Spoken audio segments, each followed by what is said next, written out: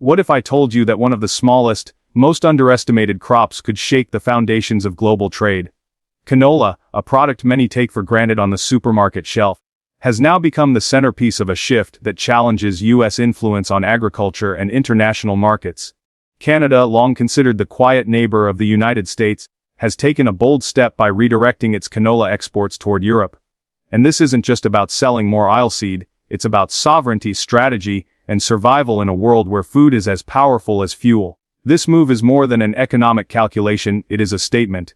Europe's demand for sustainable, reliable agricultural imports aligns perfectly with Canada's strengths, and together they're carving out a new path that sidelines U.S. dominance. For Washington, this signals a growing vulnerability. America can no longer assume it holds uncontested influence over the trade flows of its closest ally. The implications ripple far beyond farming. They strike at the heart of geopolitical power, alliances, and the very question of who controls the future of global food security. Let's consider why Canada's pivot toward Europe's agricultural market is more than just a shift in trade. It is a redefining of Canada's identity on the global stage. For decades, the U.S. has been the default market for Canadian exports, not simply because of geography, but because of habit, convenience, and a kind of quiet dependence that often left Canada cast in the role of supplier, rather than strategist. But with the move to prioritize Europe, Canada signals that it is no longer content to play a secondary role in a script written elsewhere. Instead, it is writing its own narrative, one that acknowledges a deeper truth. True sovereignty requires not just political independence but economic diversification. By turning to Europe, Canada is aligning itself with a partner that values what it can uniquely provide: sustainable crops, cleaner farming practices, and the kind of stability that Europe is desperate to secure as it seeks alternatives to volatile suppliers. This is not only a matter of profit margins but of values.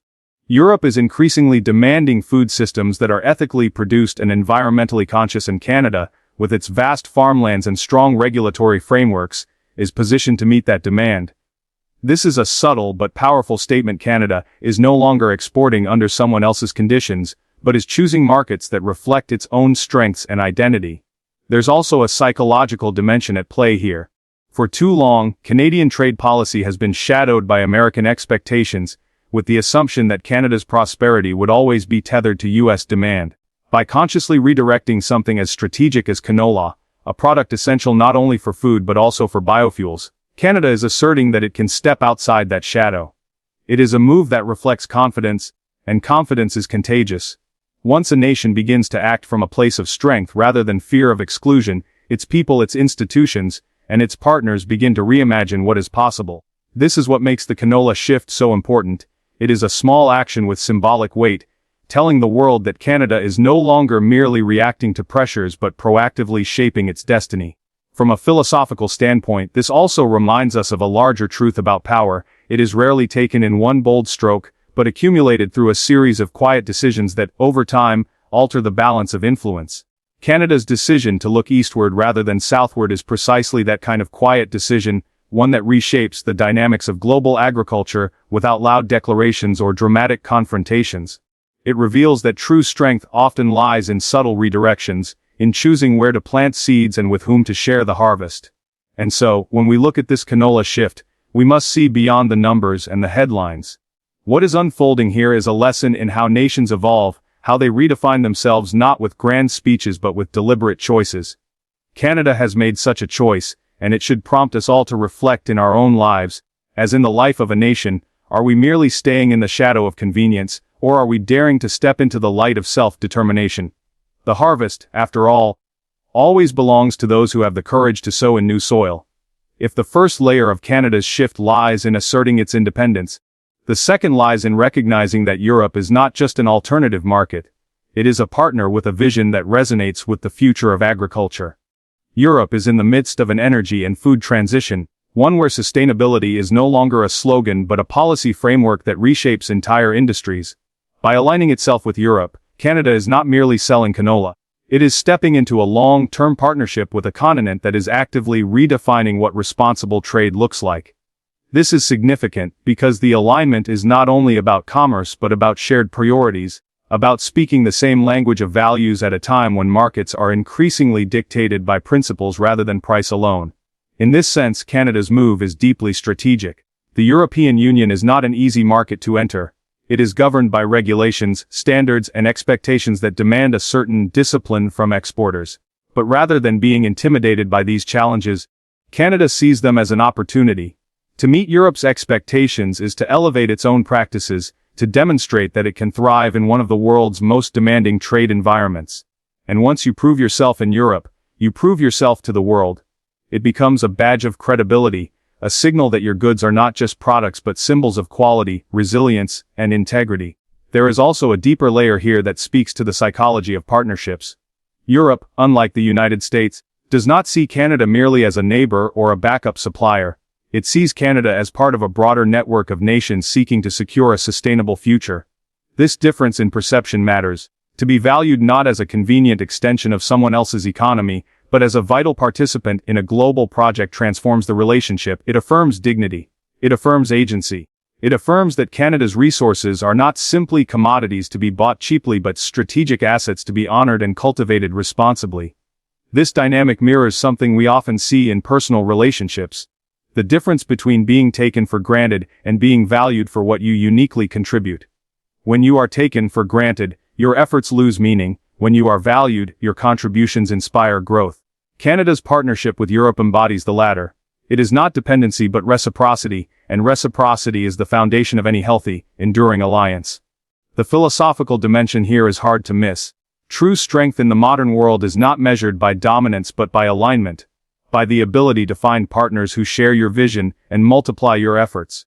Canada's alignment with Europe is a statement that it is not seeking to replicate the old model of subordination to a single power, but is instead embracing a model where its voice carries weight in shaping the future of global trade. In the end, this is about more than canola, more than agriculture, more than markets.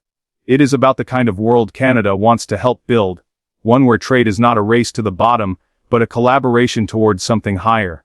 And perhaps the lesson for all of us is this: in our own pursuits, whether personal or professional, we must ask not only who pays us but who values us, not only who consumes what we offer, but who shares in the vision we hold. Because when alignment replaces dependence, the future becomes not just survivable but truly sustainable. The third layer of this shift lies in the ripple effects it creates, not only for Canada and Europe but for the United States itself. When a country like Canada reorients a core part of its trade away from its closest neighbor and ally, the consequences go far beyond economics. They reach into the psychological terrain of power, trust, and influence. For decades, the U.S. operated under the assumption that Canada's agricultural exports would remain within the gravitational pull of its orbit. That proximity and history guaranteed loyalty. But what we are seeing now is the unraveling of that assumption. Canada is no longer acting like a junior partner. It is behaving like a sovereign player, unafraid to chart its own path even if it diverges from Washington's expectations. This is where the shift becomes more than trade, it becomes symbolic. In politics and in life, symbols matter because they reveal the deeper undercurrents that numbers alone cannot capture. Canada's pivot to Europe symbolizes a world in transition. A world in which alliances are no longer dictated solely by geography but by values, by needs, by the willingness to adapt. The U.S. finds itself unsettled not because it has lost a market share of canola, but because it has lost a measure of control, and control has always been the cornerstone of its influence. When control slips, the illusion of permanence slips with it, and that is what unsettles power the most. From a psychological standpoint, this moment is also about identity. Canada is asserting a new one, a nation that will not simply be the supplier next door, but a global actor with choices. An identity once redefined rarely goes back to what it was. Once a person, or in this case a nation, realizes it has options, it becomes less willing to accept limits imposed from outside. This is the real shift, not just the redirection of canola to Europe, but the internal realization that Canada no longer needs to play by rules it did not write. But there's also a deeper, more human truth reflected in this. Each of us has had moments where we chose to step away from being someone else's convenient solution and instead pursued relationships, opportunities, or paths that affirmed our worth. It is rarely easy. It disrupts expectations, sometimes even relationships, but it also builds resilience. Canada's move mirrors that same dynamic on the international stage, a bold step that says, we will not only be defined by the shadow we live beside, we will define ourselves by the light we choose to walk toward. And the U.S., whether it wants to or not, must reckon with that reality, because influence that relies on habit and assumption is fragile, but influence that adapts to respect and reciprocity can endure. The choice now is whether America learns from this moment or clings to old models that no longer hold. The closing truth is this: when a partner claims their independence, it is not necessarily a loss. It can be an invitation. An invitation to evolve, to shift from control to collaboration. But if that invitation is ignored, the risk is clear: others will step into the space you failed to honor. And in a world where power is constantly being renegotiated, the refusal to adapt is the surest way to be left behind. The final dimension of this story lies in the long-term consequences. The way this shift in canola exports is not an isolated transaction but a signal of where global trade and alliances are heading. What is striking is that moves like these often begin quietly, almost invisibly, yet over time they reshape the very architecture of power. Today it is canola, tomorrow it might be rare earths, or energy infrastructure, or digital technologies. The lesson here is that nations are no longer waiting for the old centers of power to dictate the terms. They are building networks, weaving alliances, and laying foundations that strengthen their own resilience while reducing dependency on any single partner, no matter how powerful that partner once seemed. This shift forces us to confront an uncomfortable truth about the United States' influence: like trust, is not permanent. It must be renewed, respected, and reinforced through action. When a close ally like Canada chooses to reorient its trade, it is not simply seeking better prices or convenience. It is making a statement about where it feels secure, valued, and heard. Europe has given Canada that assurance, not just through trade agreements but through a shared vision of sustainability, responsibility, and equality in partnership. And this, ultimately, is why Canada has been willing to make a move that once seemed unthinkable. For the US, this is not only a moment of loss but also a mirror. It reflects back the consequences of taking alliances for granted, of assuming proximity equals loyalty, of overlooking the importance of aligning with the evolving values of its partners. The question is not whether America can win back Canada's focus on canola. It is whether it can evolve fast enough to be part of a new kind of global order that prizes reciprocity over dominance. That requires humility, and humility has never been the strength of empires accustomed to dictating terms. Yet without it, influence will continue to erode, one trade deal, one alliance at a time. At a philosophical level, this is a reminder that true power is not about clinging tightly to control. It is about letting go enough to create genuine trust. Just as in personal relationships, when we insist on ownership, we lose connection. But when we respect autonomy, when we support the other's growth rather than fear it, we create bonds that are far stronger and longer lasting. Canada's decision to look toward Europe is an assertion of its autonomy, and the US can either see that as betrayal or as an invitation to redefine what partnership means in the 21st century.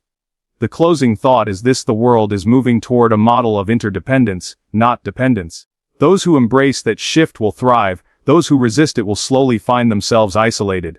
Canada's canola shift is not just about crops. It is about courage, about the willingness to choose dignity over convenience, and vision over habit. And perhaps the challenge for all of us, whether as individuals or nations, is to ask: are we building relationships that honor freedom and reciprocity, or are we clinging to control that ultimately pushes others away? Because in the end, it is not control but respect that secures the future.